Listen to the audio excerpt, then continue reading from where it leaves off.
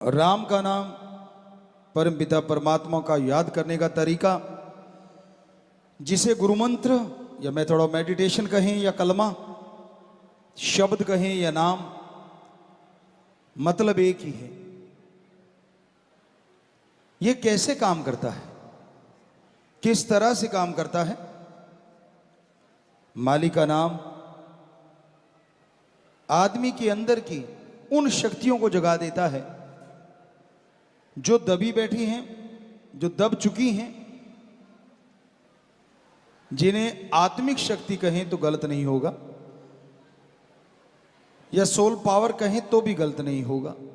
वैसे तो will power, आत्म बल भी वही चीज है, पर कई बार कोई समझने में फर्क कर देता है। एक बच्चे ने हमें बताया तो बड़ा अच्छा लगा, क्योंकि शॉर्ट में अगर आत्म बल कहें तो आत्मा की ही शक्ति है, तभी ये बल आता है। लेकिन आजकल लोग वैसे आत्म बल को या विल पावर को कुछ और मान लेते हैं।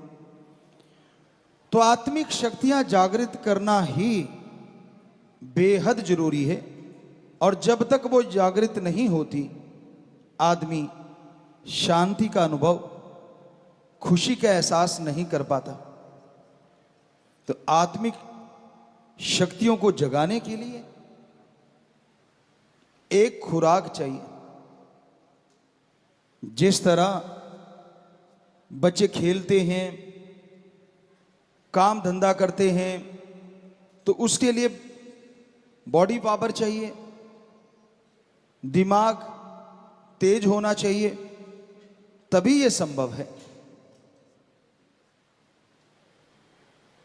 तो उसके लिए आप अलग अलग खुराक लेते हैं, अलग अलग भोजन लेते हैं। आपके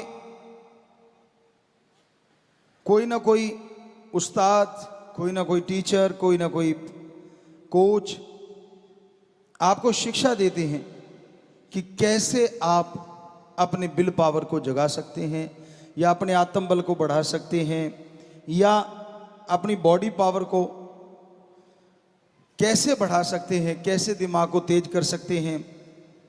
वैसे तो ये कहावत है, अनसुलझी हुई पहेलियों को सुलझाना भी दिमाग को बढ़ाना है। जितना दिमाग ज़्यादा लगाओगे उतना ही दिमाग बढ़ता चला जाता है, और जितना दिमाग नहीं लगाना चाहोगे, दिमाग एक तरह से शटर डाउन हो जाता है, बंद हो जाता है। तो जितना ज़्यादा इसका इस्तेमाल करोगे उतना ही दिमाग बढ़ेगा, जो आपके पढ़ने में, बिजनेस में, जो भी आप दिमागी कार्य करते हैं उसमें आपकी सहायता करेगा। बॉडी पावर के लिए अलग अलग तरीका बताया जाता है। पुराने टाइमों में घी खा लो भाई, दही खा लो, छाछ पी लो। आज वालों को वो चीज़ लगता है कि गलत थी, तो आपको नॉलेज के लिए बताना चाहेंगे, ये जो वे प्रोटीन बनता है या प्रोटीन बहुत सारा बनता है, वो छाछ में जो मलाई होती है, एक घर की छाछ होती है ना, गांव वाले बच्चे जानते होंगे। तो घर की छाछ में एक मलाई होती है, जिसके नाम अलग अलग हैं, अलग अलग भाषाओं में। कोई छिड्डी कहता है, कोई मलाई कहता है, कोई कुछ कहता है। आजकल तो आप दूध की मलाई भी खैर छान छान के पीते हैं, पहलवान जो हुए। पर उस समय छाछ क्यों पीते थे लोग? क्योंकि आज वे प्रोटीन भी उस छाछ की मलाई से ही ज्यादा बनाया जाता है, जो ओरिजिनल होता है और ऑर्गेनिक होता है। तो हमारे कोई बुजुर्ग पागल नहीं थे, और कितनी पावर हुआ करती थी, बॉडी पावर। आज भी नहीं है बच्चों में, ऐसा नहीं कि बॉडी पावर नहीं है। जो पहलवान हैं, जो प्लेयर हैं, आज भी ऐसी ऐसी चीजें कर रहे हैं जो पहले नहीं हुई। टेक्निक नहीं पता था उनको, पावर पावर थी। आज टेक्निक सीख गए, वो पावर पहले बहुत ज्यादा थी। ट्रैक्टर को उठा देना, ऐसी ऐसी चीजें हुआ करती, बड़े बड़े बड़ा कुछ होता था जो हमने देखा, जो आज कम ही देखने को मिलता है। हाँ, टेक्निकली आज ज्यादा परफेक्ट होते जा रहे हैं। इस सब के लिए खुराक निश्चित की जाती है। जिसकी चर्चा हम कर रहे हैं वो वाली खुराक, आत्मिक शक्ति या सोल पावर। आत्मा की खुराक कौन सी है जिससे आत्मिक शक्ति बढ़ जाए, ताकि आपका विल पावर अप होता ही चला जाए। और आपको पता है जिनके अंदर विल पावर होता है, आत्म बल होता है, वो अपनी आदतों को बदल डालते हैं। और आज कौन सी आदत बदलने की जरूरत है? मांसाहार, शराब, नशे और अपनी बैड हैबिट्स। आप किसी को बताओ मत, क्योंकि आपको शर्म आती, पता नहीं क्या बोलेगा, और सच भी है, पता नहीं कौन क्या बोल दे, ये तो लफंगा है, ये तो गुंडा है, ये तो नशेड़ी है, तरह तरह के वर्ड आज आम ही सुनने में मिलते हैं। तो इस डर से आप किसी से शेयर भी नहीं करना चाहते। तो उसके लिए आपको एक तरीका बताएंगे जिसका नाम है गुरु मंत्रा। किसी को बताने की जरूरत नहीं पड़ेगी, आप अपनी आदतों को खुद बदल डालोगे, और वो भी कुछ घंटों में, कुछ मिनटों में। आपके अंदर वो सोल पावर, वो आत्मिक शक्तियां जाग उठेंगी। आपका आत्म बल, विल पावर बुलंदियों पे पहुंचने लगेगा। और जिनके अंदर आत्म बल होता है ना, वो कभी ये नहीं कहते ये कैसे होगा, कितना भी असंभव सा कार्य हो, वो कहते ये तो चुटकियों में हो जाएगा, बात ही कुछ नहीं। ये निशानी होती है आत्मिक शक्ति की। वरना तो आज जिधर देख लो आप, निगाह घुमा लो, ये नहीं हो सकता, ये तो होगा ही नहीं, आगे बढ़ ही नहीं सकते, आगे तो बढ़ा ही नहीं जा सकता, ये तो हल ही नहीं हो सकता, चाहे कुछ भी कर लो। हम गारंटी देते हैं, आप सुमरण कीजिए, वो जो गुरु मंत्र बताएंगे उसका जाप कीजिए लगातार, जो असंभव लगता है उसमें ही सफलता का कोई ना कोई शब्द मिल जाएगा, और सीढ़ियां चढ़ के आप सफलता के शिखर पे पहुंच जाएंगे। तो इसलिए ये अपनी डिक्शनरी से निकालने के लिए कि असंभव कुछ नहीं होता, जरूरी है अंदर आत्मिक शक्तियों का होना, सोल पावर को जगाना। और उस सोल पावर को जगाने के लिए, आत्मिक शक्तियां बढ़ाने के लिए कोई लंबी चौड़ी कथा कहानी नहीं है, बस 3 शब्द हैं या 1 शब्द। कईयों के अंदर भ्रम है, 5 के बिना पार नहीं होते। कईयों का है कि अब तो ज्यादा ही शॉर्ट हो गया, 3 के बिना पार नहीं होते। आपका भ्रम है, शायद बेपरवाह जी के वचन आपने नहीं सुने होंगे। परम पिताजी ने भी एक बार वचन किए थे, किसी के कहने पे उनको बोला गया कि पहले तो साईं जी 5 देते थे, अब आप 3 गुरु मंत्र के शब्द कर दिए, ये तो कम है। तो तब बेपरवाह जी ने फरमाया था, 3 तो क्या, सतगुरु चाहे, फकीर चाहे तो 1 शब्द से वार कर सकता है। तो समय समय की बात है, समय समय के अनुसार चीजें बदलती रहती हैं। जैसे जैसे समय बदलता है, वैसे वैसे संत, पीर, फकीर परमपिता परमात्मा से प्रार्थना करके उन शब्दों को उस तरीके से बताने लग जाते हैं कि मीनिंग्स वही रहता है, लेकिन शब्द बोलने में आसान हो जाते हैं। आज के बच्चों में रहता है कि हम शॉर्टकट अपना लें, शॉर्टकट, थोड़े से चीज, तो 1 शब्द से शॉर्टकट तो कोई हो नहीं सकता, इससे शॉर्टकट नहीं हो सकता।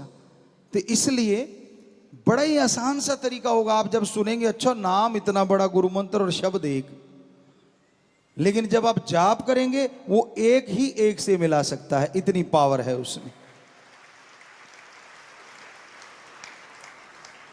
ऐसे तो आप अगर सोच के देखो, एक अपनी दुनिया है, अपनी धरती पे दुनिया है। अब तो साइंटिस्ट भी मानने लगे हैं, बाहरली दुनिया के लोग आ रहे हैं, इस धरती पे हो सकता है कुछ रह रहे हो बाहरली दुनिया के लोग। बड़ी जोर शोर से कुछ लोग इसको खोजने में भी लगे हुए हैं कि आखिर बाहर दुनिया कहाँ है, जिंदगी कहाँ है। चंद्रमा पे पहुंच रहे हैं, मंगल ग्रह तक जा रहे हैं। पर हमारे धर्मों में, खास करके पवित्र वेदों में, हजारों साल पहले लिखा है, सैकड़ों जगह जिंदगियां हैं, सैकड़ों त्रिलोकियां हैं। त्रिलोकी आसमान, धरती, पताल को नहीं कहा जाता। त्रिलोकी का मतलब होता है 3 तरह के जीव, 3 प्रकार की शरीर।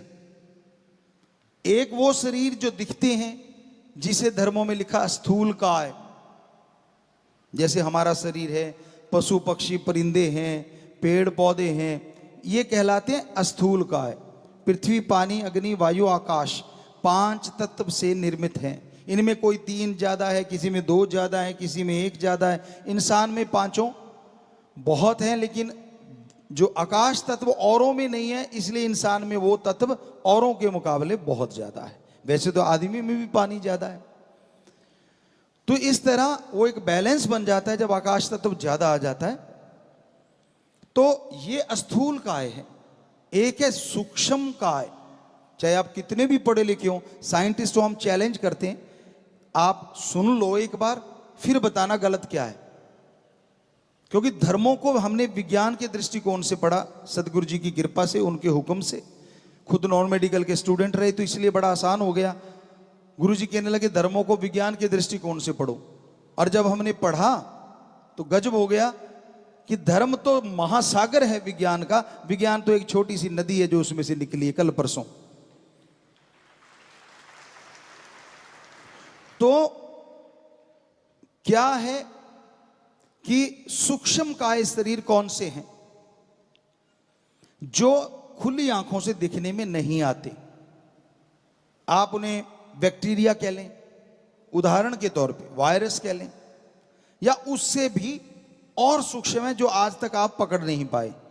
अच्छा साइंटिस्ट इस बात को मानेगा कि हम परिपूर्ण नहीं हुए हैं, अभी तक अति सूक्ष्म से सूक्ष्म को नहीं देख पाए हैं, जिनकी एक चीज बंद हो जाती है कि बस हमने बैक्टीरिया देख लिया, इससे सूक्ष्म क्या हो सकता है, वो चुप हो गए। लेकिन कुछ ऐसे भी होंगे जिज्ञासु कि और देखें क्या और भी कुछ सूक्ष्म है, तो जरूर मिल जाएगा, है सूक्ष्म। तो वो शरीर है सूक्ष्म काय। एक है कारण काय, वो देवताओं के शरीर माने जाते हैं। आप तो देवताओं पे बिलीव नहीं करते, जो करो ना करो, पर हमारे अकॉर्डिंग जो हमने महसूस किया, 33 प्रकार के देवी देवता जो सृष्टियों में संभालते हैं वो पाए जाते हैं। वैसे तो अलग लोक है, वो भी सच है। हम आपको ये देंगे तरीका, जो आप देखना चाहोगे इसका अभ्यास कर लेना, देख पाओगे अपने अंदर से। इससे बड़ी गारंटी क्या दे सकते हैं? हमने देखा है, आप भी देख सकते हो। हम भी इंसान हैं, आप भी इंसान हो। हमने अभ्यास किया, आपको करना पड़ेगा, इतना सा फर्क है। अभ्यास करे बिना तो डिग्रियां ही नहीं मिलती आपको। आज जो पढ़े लिखे बैठे हो आप यहाँ पे, जितने भी सज्जन बहनें, हमारी बेटियां, हमारे बेटे, जो भी आप बैठे हो, सामने नजर आ रहे हो बहुत। कहने का मतलब आपने कोई डिग्रियां हासिल की हैं, या कोई नौकरी कर रही हैं, या कहीं भी आप दफ्तरों में लगे हुए हैं, तो आपने जिंदगी के कुछ साल तो लगाए होंगे पढ़ाई के लिए। हमारी मान के आप 2 महीने घंटा सुबह शाम इस गुरु मंत्र का जाप कर लेना, हम आपको गारंटी देते हैं वो डिग्री मिलेगी जिसकी कल्पना नहीं करी। जिसे भगवान है कि नहीं है, ये तो फजूल की बातें हैं। तो फिर ऐसे इतिहास कैसे कह सकते हो सही है? लिखने वाला इतिहास भी आदमी, और संत हैं वो भी आदमी जिन्होंने धर्मों को लिखा। अरे इतिहास को लिखने वालों के तो बच्चे थे, और जो संतों ने धर्मों को लिखा उन्होंने दुनिया त्याग के धर्मों को लिखा हमारे लिए। जिनके बच्चे होते हैं वो तो बेईमानी कर सकता है, झूठ बोल सकता है। अब जिनके बच्चे है ही नहीं, सारी समाज को बच्चे मान के जो लिखता है वो कभी झूठ नहीं लिखता। जो उसके अनुभव में आता है वो लिखता है। हम नहीं कहते कि इतिहासकारों ने झूठ लिखा होगा, लेकिन अगर दोनों की तुलना की जाए तो चांसेस किसके ज्यादा बेईमानी करने के? उसके जिसकी औलाद परिवार है, या उसके सारी सृष्टि को परिवार मानता है, उसका पर्सनल किसी से कोई इंटरेस्ट नहीं है। तो हमें लगता है चांसेस बेईमानी के उसके ज्यादा हो जाते हैं जिसकी एक अपनी फैमिली है। वो उनके लिए ठगी मार सकता है, बेईमानी कर सकता है, कुछ भी कर सकता है। पर जिसकी सारी सृष्टि फैमिली है, जिसको पता है उसके शब्दों को आने वाले टाइम में प्रयोग किया जाएगा, भगवान से जुड़ जाता है, वो 100% सच होता है। उसमें कोई चांस ही नहीं रहता कि वो बेईमानी करेगा। किस लिए? कोई पर्पज तो हो, अपना नाम मशहूर करने के लिए। ऐसा भी उन्होंने नहीं कहा। उन्होंने तो अपने आप को दासों का दास, सबसे छोटा, मैं तो आपके जूतों में बैठूंगा, हमेशा आपने सुना हो। तो ऐसी बातें आती हैं संतों महापुरुषों की, जबकि वो इतने बड़े महापुरुष थे, इतने बड़े संत थे। तो कहने का मतलब महापुरुष लिखते हैं, सच लिखा था, सच है और सच ही रहेगा। उनका लिखा हुआ झूठ नहीं हो सकता। तो ये उनकी बातें आपको बता रहे हैं। कारण का इस शरीर में क्या होता है, वो जब चाहते उनके पास एक पावर होती, जो आजकल आप मैजिक देखते होंगे या किसी फिल्मों में देखते होंगे। हम क्योंकि फिल्में देखते नहीं, हमें पता नहीं, पर बच्चों से सुनते रहते हैं कि भाई आपने ऐसे मैजिक, भाई छोटा हो जाता है फिर बड़ा हो जाता है, कभी लुप्त प्राय हो जाता है, दिखता ही नहीं। सुनने में आया कि ऐसी चीजें आपको कल्पना में फिल्में बना के या ऐसे करके दिखाई गई होंगी। वो कल्पना है, लेकिन हकीकत में देवी देवता 100% ऐसी होते हैं। वो कहीं भी पहुंच सकते हैं, ऐसी उनका आत्मबल, आत्मिक शक्ति बढ़ी हुई होती है। अपने आप को बिल्कुल ऐसा कर देते हैं कि आप देख ही नहीं सकते, आपके आसपास ही होते हैं। वो छुप जाते हैं, अदृश्य हो जाते हैं। जितना चाहे शरीर को, बहुत हद, एक हद होती है, उतना लंबा चौड़ा कर सकते हैं और छोटे से छोटा कर सकते हैं और दृश्य हो जाते हैं। तो उसको शरीर को कहा जाता है कारण काय। तो ये 3 शरीर हो गए, स्थूल काय, सूक्ष्म काय, कारण काय। इसको कहते हैं त्रिलोकी। तो ऐसी त्रिलोकियां सैकड़ों जगह है। सो कहने का मतलब जो जिंदगी हम इस धरती पे जी रहे हैं, ऐसी धरतियां सैकड़ों जगह हैं अगर सीधी भाषा में बोले। और वहां भी जिंदगियां हैं। बहुत जगहों पे तो हमसे बहुत ज्यादा तरक्की पे हैं, बहुत आगे विज्ञान में है, बहुत जगहों पे तबाही मच रही है, बहुत जगहों पे शांति प्रिय भी है। तो कहने का मतलब ये आप अगर देखना चाहोगे, और हैरानी क्या किस बात की है, इन सबको कंट्रोल करने वाला भी एक और सबका हिसाब किताब रखने वाला भी एक है ना। कमाल। आप किसी अपने एरिया के बॉस होंगे, बुरा ना मनाना, अपनी कंपनी है या कुछ भी है, उसका एक बॉस होता है। उस कंपनी को संभालने की जिम्मेवारी उस पे होती है और उसके भी पसीने छूटे रहते हैं। अगर कर्मचारी सही ढंग से ना चले या थोड़ा ऐसा कुछ आ जाए तो दिन रात मेहनत करता है। एक छोटी सी कंपनी के लिए कितनी मेहनत। चलो बड़ी कंपनी के लिए फिर वो आगे कई बॉसेस बन जाते हैं और एक हेड रह जाता है। आप जरा सोच के तो देखिए कितनी संख्या होगी अपने धरती की। मान लो शायद करोड़ों में या अरबों में पहुंच गई होगी, शायद, क्या कह सकते हैं, वो तो राम जाने, क्योंकि बीच में पेड़ पौधे भी तो हैं, पक्षी भी हैं, जीव जंतु भी हैं। तो उनका एक एक पल का एक ही बंदे के पास हिसाब किताब है। हर किसी की जानता है वो, चाहे उसने आगे अपने भी बंदे रख रखे हों। देवी देवताओं की ड्यूटियां 33 की लगा रखी हैं कि आपने ऐसे ऐसे ये काम करने हैं, और भी होंगे कुछ, लेकिन उनको पता हो ना हो फिर भी उसको खुद को सारा पता होता है। तो ऐसा है हमारा ओम भगवान परमात्मा, गॉड, सुप्रीम पावर। अब पशु तो भी सुन रहे होंगे बेचारे, वो तो नहीं समझ सकते, लेकिन आपका तो दिल कर सकता है ना कि यार देखिए तो सही वो है कैसा। कर रहा होगा ना, जरूर करता है। हमारा तो करा और तभी वहां तक पहुंच पाए, तो बिल्कुल करता है। और वो उसको पाने के लिए ही आपको वो तरीका बताएंगे जिसे कहते हैं गुरु मंत्र या मेथड ऑफ मेडिटेशन। आपने बस अभ्यास करना है, परहेज तो मानने पड़ते हैं। डॉक्टर साहबान यहाँ बैठे होंगे, बड़े डॉक्टर भी होंगे, कोई बीमारी लग जाए किसी को तो परहेज बताते हैं ना कि बेटा ये नहीं खाना, गला खराब है तो गर्म ठंडा इकट्ठा ना लेना, नजला है तो ठंडी चीजें मत खाया कर, बुखार में ये तो इत्यादि इत्यादि सारी बातें क्या कहें डॉक्टर साहबान, और जो बीमार रहा है उसको पता है, परहेज बताए जाते हैं। वैसे ही संत पीर फकीर जो गुरु होता है वो परहेज बताता है कि बेटा ये बस थोड़ी सी चीजें अवॉइड कर देना, फिर मेथड ऑफ मेडिटेशन गुरु मंत्र का जाप करना, जो तू चाहेगा तेरी गंदी आदतें बदल जाएगी और अच्छाई में तू तरक्कियां करता चला जाएगा। इसलिए हमारे धर्मों में गुरु मंत्र की महत्ता बहुत ज्यादा है। और गुरु मंत्र है क्या? क्या गुरु का मंत्र? जी नहीं। पहले आपको गुरु मंत्र की व्याख्या। गु का मतलब होता है अंधकार और रू का मतलब होता है प्रकाश। दोनों के जुड़ने से बनता है जो अज्ञानता रूपी अंधकार में ज्ञान का दीपक जला दे, वो सच्चा गुरु होता है। बदले में कुछ ना ले, पैसा, चढ़ावा, अपनी मान बढ़ाई, मेरी जय जयकार करो, नहीं। हां, क्योंकि आप सब में मुझे मेरा राम भगवान दिख रहा है, हो सकता है किसी को इधर भी दिख रहा हो शरीर, तो ये भी इंसान का है। पर इसका मतलब ये नहीं है कि हम भगवान बन गए। हम तो भाई आपके चौकीदार सेवादारी हैं। हमारा काम ही है सेवा करना, आपकी सेवा के लिए। आपके नौकरों के भी चौकीदार हैं हम, तो उनके भी सेवादार हैं, उनके भी नौकर हैं। कैसे? आके वो राम का नाम ले लेंगे आपके नौकर, और वो उन्होंने अगर कोई दुआ कर दी तो हमारा कर्तव्य बन गया उनकी सेवा करना, भगवान से प्रार्थना करना कि भाई हे भगवान, ये तेरा बच्चा तड़फ रहा है, अगर इसकी जायज़ मांग है, अगर इसकी सही है तो तू सुन ले, और जरूर सुन ले, और इस पे रहमत कर दे, कृपा कर दे। तो वो सुन लेता और कृपा कर दे देता है, तो हमारी नौकरी पक्की हो गई कि हाँ, राम जी ने हमारी सुन ली, और आपके नौकर के भी हम नौकर हो गए, क्योंकि उनकी बात के आगे हमने पालना की। तो इसलिए संत अपनी मान बढ़ाई के लिए नहीं होते, वही सच्चा गुरु होता है, फकीर होता है। हम ये नहीं कहते हम सच्चे हैं कि नहीं, सुमन कर लेना, पता चल जाएगा। राम जी जिस रूप में आते हैं वो गुरु सच्चा होता है, जिस रूप में नहीं आते वो गुरु नहीं होता, बात ही खत्म। प्रैक्टिकली मेथड ऑफ मेडिटेशन, गुरु मंत्र है, जाप करो। वो रूहानी रूप में आ सकता है, नूरानी रूप में आ सकता है, दुनियावी रूप में आ सकता है, और जिस्मानी रूप में भी आ सकता है। वो आपकी भक्ति का स्केल है, कितनी का आप करते हो, कितने के विचारों को शुद्धिकरण कर चुके हो, आप कहां तक पहुंच पाए हो, उसके अकॉर्डिंग उसका रूप बदलता है परमात्मा का। होगा वो परमात्मा, क्योंकि वो तो निराकार है, उसका तो आकार ही नहीं है।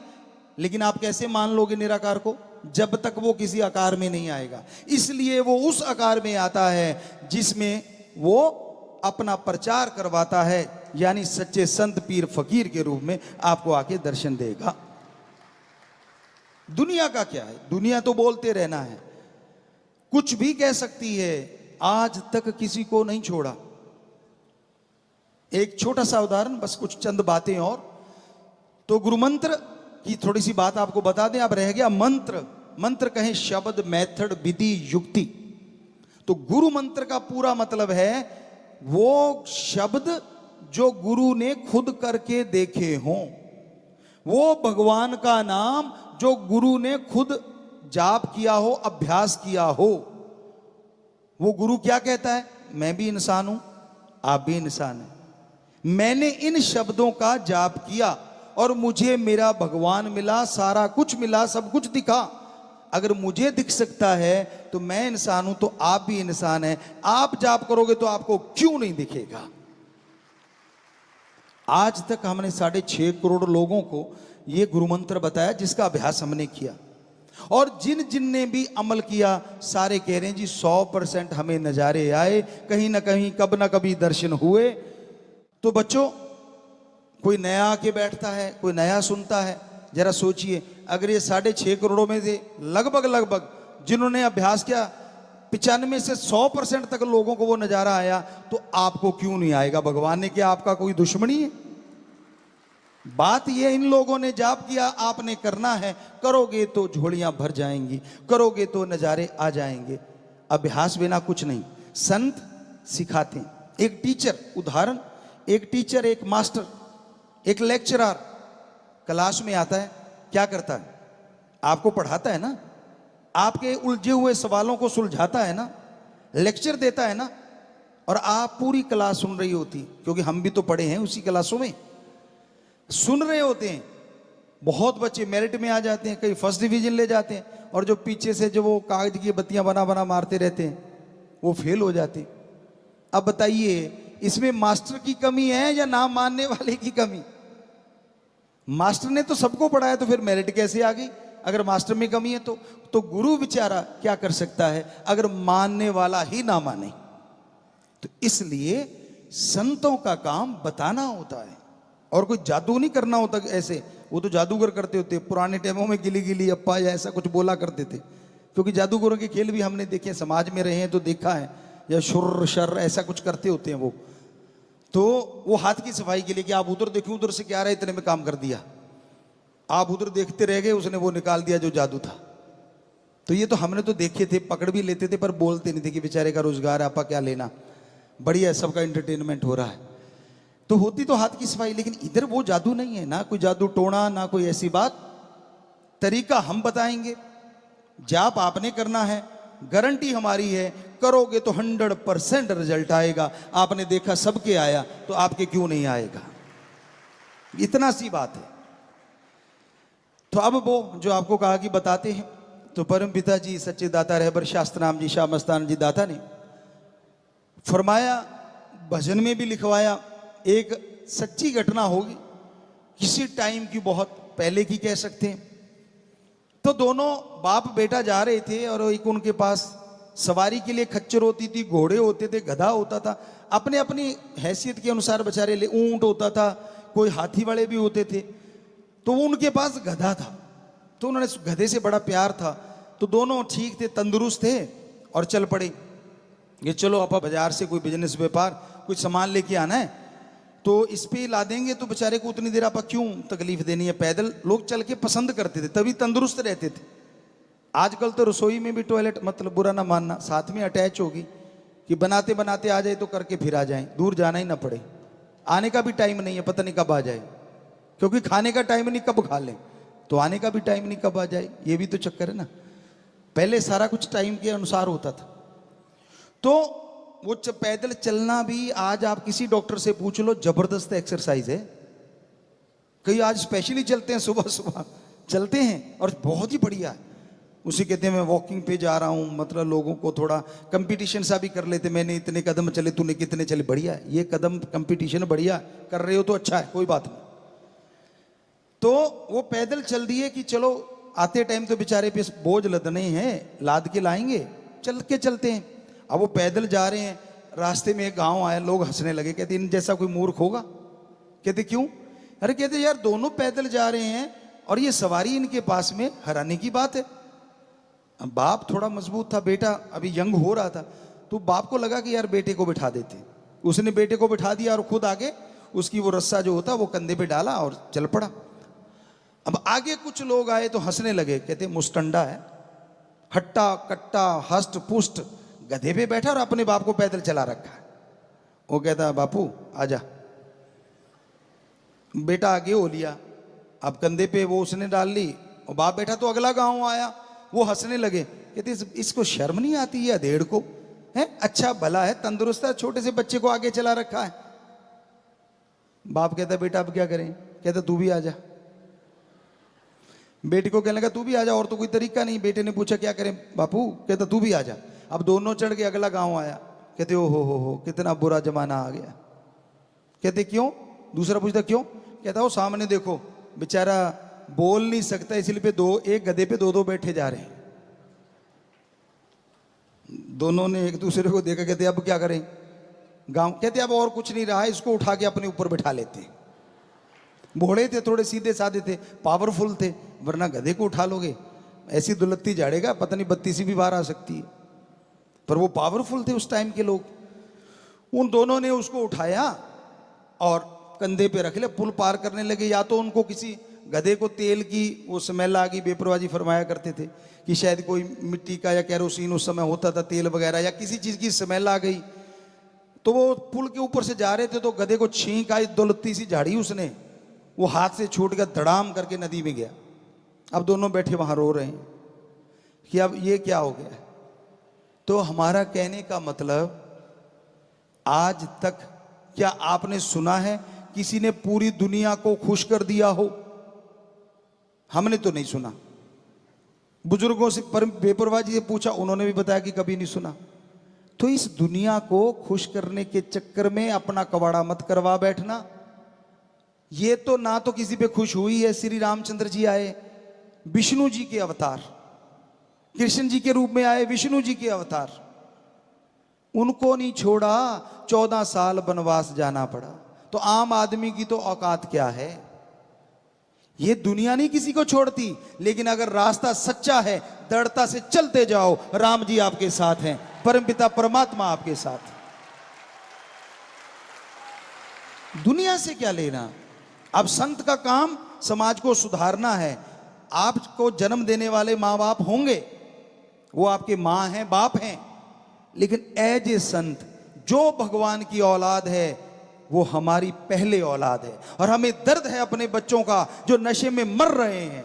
हमें दर्द है उन बच्चों का जिनके बच्चे चले गए, उनके माँ बाप रो रहे हैं, तड़फ रहे हैं। हमें दर्द है अपने उन बच्चों का जो अपनी गंदी आदतों को सुधारना चाह रहे हैं लेकिन सुधार नहीं पा रहे। इसलिए संत इस धरती पे आते हैं और फिर वो राम का तरीका बताते हैं जिससे ये परेशानियों से मुक्ति मिल जाए और जिंदगी सफल हो जाए। और संतों का कोई मकसद नहीं होता इस धरती पे आने का, उनकी भी एक ड्यूटी होती है। तो इसलिए संत पीर फकीर कहीं भी कोई तकलीफ आती है पहले तड़फ उठते हैं, भगवान से प्रार्थना करते हैं, दुआ करते हैं। माने तो अरबों बार सजदा, ना माने तो भी अरबों बार सजदा, क्योंकि संत उसकी रजा में रहते हैं कि जो वो करता है गलत ना करता था, ना करता है, ना कभी करेगा। एक राजा और वजीर की बड़ी दोस्ती थी और दोनों इकट्ठे ही उस समय शिकार पे बड़ा जाया करते थे, राजा महाराजा। ये उनका एक शौक कह लो या पिछले जन्मों का कोई होगा लेना देना।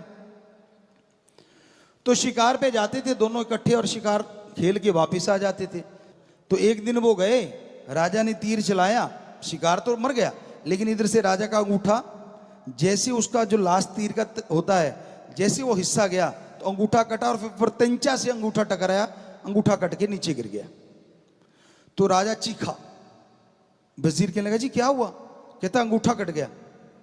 कहते लो भाई मरम पट्टी करो, मरम पट्टी करो। राजा कहता यार आज बड़ा बुरा हुआ ना, वजीर भगवान को मानने वाला था। कहता नहीं नहीं, भगवान जो करता है वो अच्छा करता है। राजा तो फिर राजा है, चढ़ गया गुस्सा, मेरा अंगूठा कट गया और ये अच्छा दोस्त है जो कह रहा है भगवान करता अच्छा करता है, अजीब दोस्त है, काहे की दोस्ती? कहता डालो इसको काल कोठरी में। अब राजा का हुक्म कौन डाले, काल कोठरी में डाल दिया। 2-3 महीने गुजरे, राजा शिकार पे अकेला चला गया। साथी थे, फौज तो होती होगी, कुछ सैनिक थे, पर राजा का घोड़ा पावरफुल होता था। अब थोड़ा आंधी तूफान आया, घोड़े ने स्पीड पकड़ी, राजा ने भगाया, वो कहीं और ही निकल गया। अब घोड़ा भी तो आखिर बेचारा पशु है, उसको क्या पता इतनी आंधी तूफान में राजा किधर ले जाना चाह रहा, वो लगाम खींचता गया, घोड़ा उधर ही मुड़ता चला गया और ऐसी जगह पहुंच गया, आदिवासी एरिया था। आदिवासियों ने पकड़ लिया कि शिकार आ गया। तो वो नर बलि दिया करते थे, आपने सुना होगा पुराने टाइमों में। आजकल भी कई कई राक्षस प्रवृत्ति के लोग ऐसा करते, सुना है, खबरों में सच है या झूठ है ये तो राम जाने। तो राजा वहां पहुंच गया, उन्होंने उतार लिया, पकड़ लिया, कहने के भाई इसकी तो बलि देंगे। अब शाम सी का समय हुआ, जो भी बलि का टाइम था, उसको नहलाया धुलाया और वो गला काट लेते थे, यूं बना के रखते थे। तो वहां ले आए, उससे पहले एक तांत्रिक आता था जो उस पर संधूर लगाता था या नारियल या कुछ भी ऐसा कुछ करते थे, मंत्र मंत्र उसके ऊपर। तो तांत्रिक आया, उसने पहले चेक किया सारे शरीर को, चेक करने के बाद वो बोला रुको। तो उनका जो मुखिया था कहता क्या हो गया? सारे नाच रहे थे, कूद रहे थे, सारे चुप हो गए। कहता ये बलि नहीं हो सकती। कहते क्यों? कैसे? इसका अंग भंग है, जिसका अंग कटा हो उसकी बलि भगवान नहीं लेता, पूरे अंग होने चाहिए। ये देवी देवता जिसको आप दे रहे हैं ये खुश नहीं होगा। तो कहते जा, छोड़ दिया, उसको छोड़ दिया। राजा समझदार तो था ही, फट समझ आ गई कि आज अगर ये ना कटा होता तो तेरा तो बेड़ा पार था बेटा। कहता यार दोस्त की याद आ गई कि यार वो तो सही कह रहा था, मैं ही गलत था। तो भागा, घोड़ा दौड़ाया, पहुंच गया, रात को ही बाहर निकाल लिया। कहता बाहर निकालो। कहता यार आज वाली भाषा में सॉरी, पहली वाली भाषा में जो भी था सॉरी फील की, उसको बोला और कहने लगा गलती हो गई यार, तू सही है, आज मेरे साथ ऐसा ऐसा हुआ। वो कहता है, वजीर कहता जी वो भगवान हमेशा ही अच्छा करता है। बादशाह फिर सोचा, कहता है वो बात सुन। कहता हाँ। कहता चलो मेरा तो अंगूठा कट गया, मैं तो आज बच गया, तेरे साथ अच्छा क्या हो गया जो 3 महीने यहाँ कैद में रहा काल कोठरी में, ये कैसे अच्छा हो गया? कहता राजन तेरा अंगूठा कटा है, मेरा नहीं कटा, दोनों इकट्ठे होते शिकार पे, तू तो आ जाता, तेरा तो अंगूठा कटा, मेरा तो नहीं कटा था, मेरा तो वहां बाजा बजा देते। तो मेरे भी भगवान ने अच्छा किया जो मुझे जेल में रख लिया। तो इसलिए बेटा ये हकीकत है, कहानी नहीं, सच्चाई है। वो जो करता था सही है, कर रहा है सही है, करेगा सही है। आज लोगों का मकसद तन मन धन से मजे उड़ाना, खुशियां हासिल करना, अपने आप में मस्त, मन की चालों में मस्त और मालिक की तरफ ध्यान ना देना आम बात है। जिसे देखो ठगी, बेईमानी, भ्रष्टाचार, बुरे कर्मों में लिप्त है, डूबा हुआ है। कुछ भाग्यशाली लोग होते हैं जिन पे राम की कृपा, अच्छे संस्कार माँ बाप के, कि वो मालिक से अपना नाता नहीं तोड़ते। मन कितना भी हावी रहे, मन कुछ भी कहता रहे, लेकिन उनकी प्रीत और प्रतीत बढ़ती जाती है। तो एक दिन मन भी रुक जाता है, मन भी फिर हावी होना बंद कर देता है। तो अपना देश ये नहीं है जिसमें आप रह रहे हैं। यह तो काल की नगरी, काल का देश है। यहाँ पे हमेशा के लिए कोई ठहरता नहीं। एक आता है, दूसरा चला जाता है, और आना जाना इस संसार में लगा रहता है। एक मिनट में, एक सेकंड में पता नहीं संसार में कितने लोग पैदा होते हैं और कितने मर जाते हैं। ये संसार, ये जहान हमेशा के लिए किसी का नहीं हो सकता।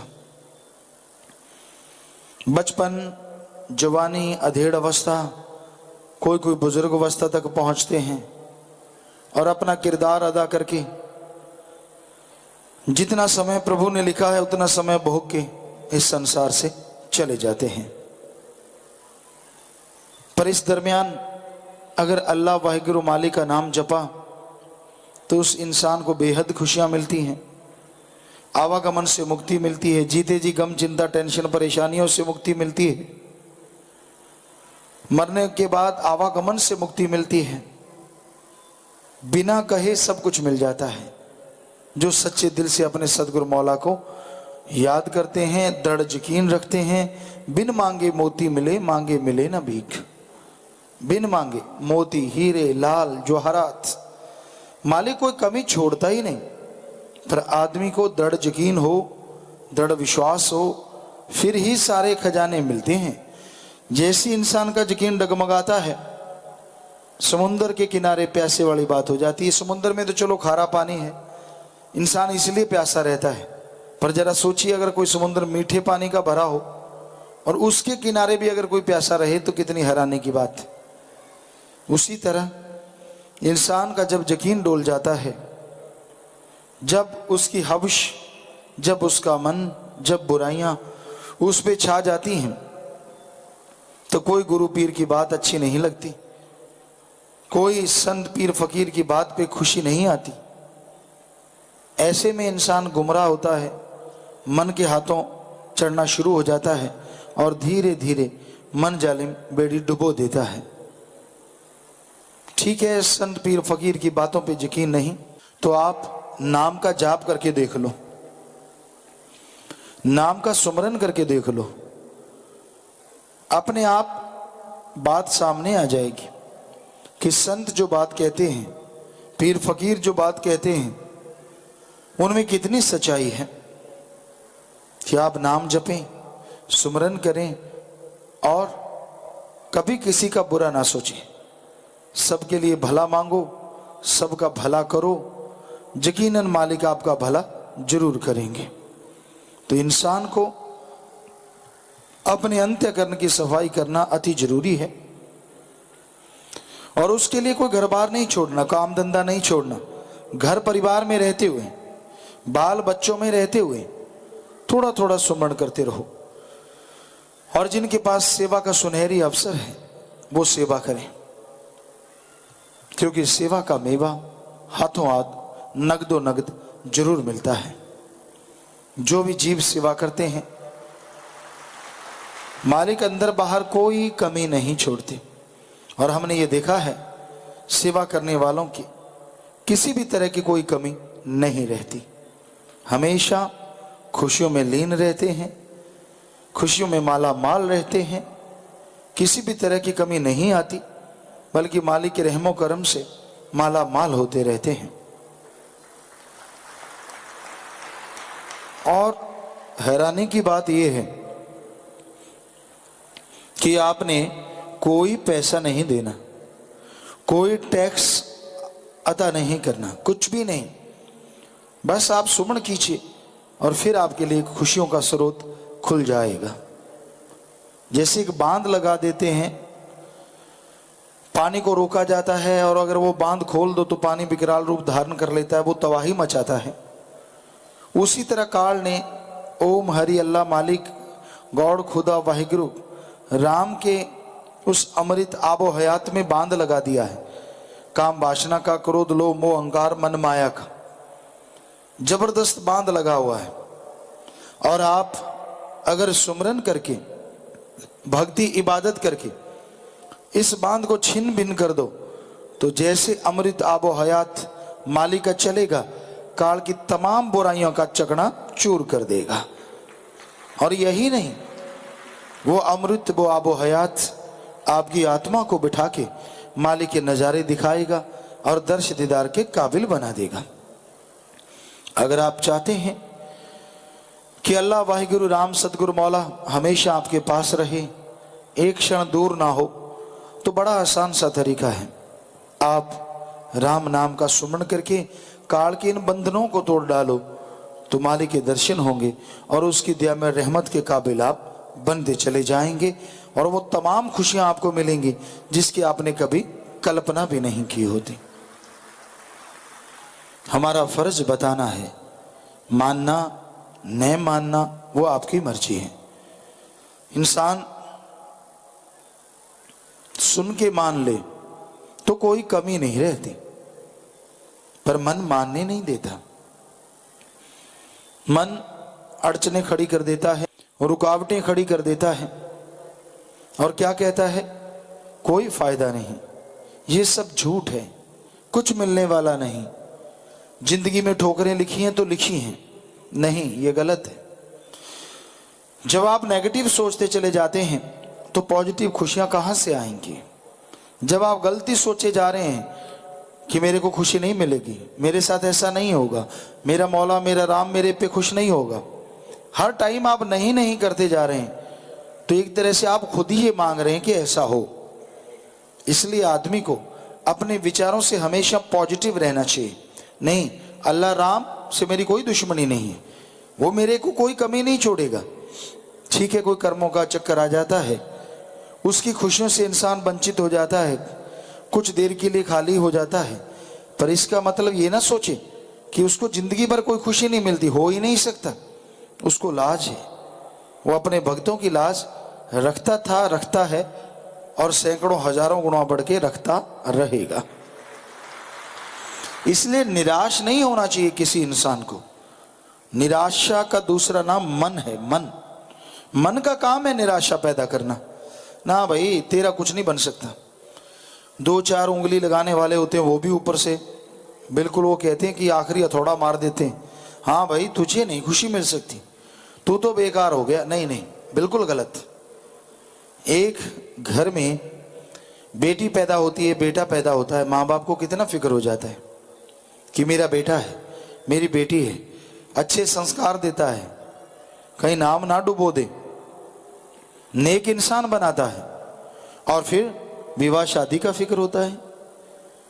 उसके बाद इंसान लगभग फारिग हो जाते हैं कि ठीक है भाई, काम धंधा करने लग गए, घर गृहस्थ वाले हो गए, अब हमें क्या जरूरत है इनकी सार संभाल की। लेकिन गुरु सतगुरु के लिए तो उसकी औलाद हमेशा हमेशा छोटा बच्चा है। क्या पता कब डगमगा जाए, क्या पता कब गड्ढे में गिर जाए। तो माँ बाप अगर अपने औलाद के लिए सोचते हैं, कभी छोड़ते नहीं, गलती करता मारते पीटते हैं, फिर से प्यार करते हैं, तो संत पीर फकीर तो दोनों जहान में प्यार का ठेका लिए होते हैं कि हमने आपको खुशियां देनी है। हो ही नहीं सकता कि वो खुशियां ना बख्शें और मालिक से दुआ ना करें। इसलिए निराश ना हो, कभी भी जिंदगी से निराश नहीं होना चाहिए, किसी को भी नेगेटिव नहीं सोचना चाहिए, बी पॉजिटिव। हमेशा ये सोचो कि ऐसा हो नहीं सकता, उसके घर में देर हो सकती है, अंधेर नहीं होता। पर एक बात कि जब आप अंधेर मांगते ही रहते, नहीं मैं तो ऐसे ही, नहीं मैं तो वैसे ही, मेरा तो ये काम सक्सेस होगा ही नहीं, मुझे इस काम में सफलता नहीं मिलेगी, मैं ये काम कर ही नहीं सकता, मेरे नंबर नहीं आएंगे, मैं मेरिट में जा ही नहीं सकता, तो आप मानो चाहे ना मानो, हम आपको लिख के गारंटी दे सकते हैं, आपका दिमाग काम करना छोड़ देता है और वो कहता है हाँ भाई ऐसे ही होगा। यहाँ 30 साल के भी 40 साल के बुजुर्ग बन जाते हैं और 80-90 साल के बुजुर्ग ना होके जवान बने रहते हैं, सिर्फ इस पुर्जे की वजह से।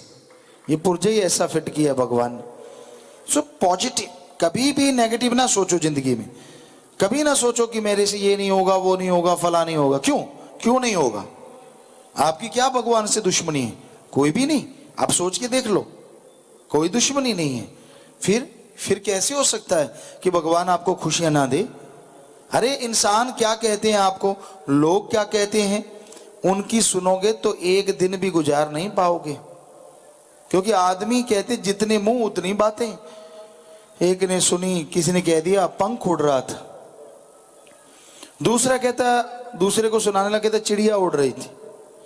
तीसरे को जब उसने सुनाया, कहता 2-3 चिड़िया रंग बिरंगी उड़ती देखी। चौथे 5वें तक जाते जाते कहता तूने देखा? कहता क्या? कहता रंग बिरंगी चिड़ियों का एक डार जा रही थी, बहुत सारी चिड़ियां जा रही थी, था एक पंख बनगी डार। तो ये है संसार। यहां कुछ पता नहीं लोग क्या बना दें, किस तरह से आपको टॉन्ट कसें, कैसे आपको दुखी करें, पर मालिक का प्यारा वही है जो डट के सामना करता। हाथी रास्ते पे चलता है, बहुत सोचते हैं हम काटेंगे, भौंकते हैं, भौं भौं करके आते हैं, पूंछ ऐसे होती है और यूं करके वापस चले जाते हैं, यार इस पे कोई असर ही नहीं हुआ। तो एक मालिक के प्यारे को ऐसा बन के रहना चाहिए, इस तरह हाथी की तरह मजबूत इरादों के साथ आगे बढ़ते जाओ। मंजिल मिलेगी, मिलेगी, 100% मिलेगी।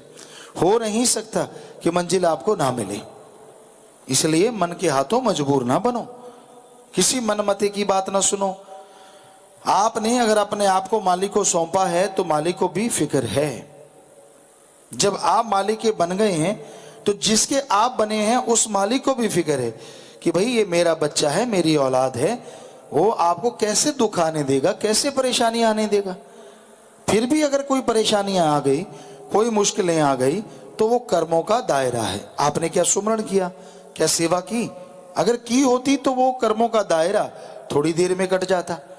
अब सुमरण नहीं करते, सेवा नहीं करते, असूलों पे नहीं चलते, तो समय लगता है कर्मों को भोगने में। तो वो समय की अवधि खत्म होगी तो फिर से मालिक के रहमो करम से आप माला माल जरूर हो जाएंगे। सो निराश कभी किसी को नहीं होना चाहिए। हमेशा हौसले बुलंद, जिनके हौसले बुलंद होते हैं वही मंजिलों पे पहुंचा करते हैं। जिनके हौसले गिर जाते हैं, मंजिल पास होते भी मंजिल को नहीं पा सकते। इसलिए मजबूत इरादा रखो, दृढ़ यकीन रखो, मालिक कोई कमी नहीं छोड़ता। जब आप उसके हो गए और वो आपका हो गया, बीच में ये मन, काम, वासना, क्रोध, लोभ, मोह, अहंकार या माया या काल, कौन होता है आपको टोकने वाला? एक कहावत है, वैसे तो वो दुनियावी कहावत है, मियाँ बीबी राजी क्या करेगा काजी। तो जब आप खुश हैं, दृढ़ यकीन, और मौला तो आप पे रीझे ही हैं, तो दोनों एक दूसरे से मोहब्बत है, खुशियां लेते हैं, तो फिर ये काजी काल क्या कर सकता है। सो इसलिए चक्कर में मत पड़ो, किसी भी चीज में नेगेटिव ना सोचो। बस कभी ये ना सोचो मैं ये हासिल नहीं कर सकता, मैं वो नहीं। तो आपका माइंड आपको पहले प्रिपेयर कर देता है, तैयार कर देता है कि आप कुछ नहीं हासिल कर सकते। ना ना ना ना, ऐसा ना सोचो। गलती इंसान से होती है, फिर क्या हो गया? इंसान से ही गलतियां होती हैं, ना चाहते हुए भी हो जाती हैं।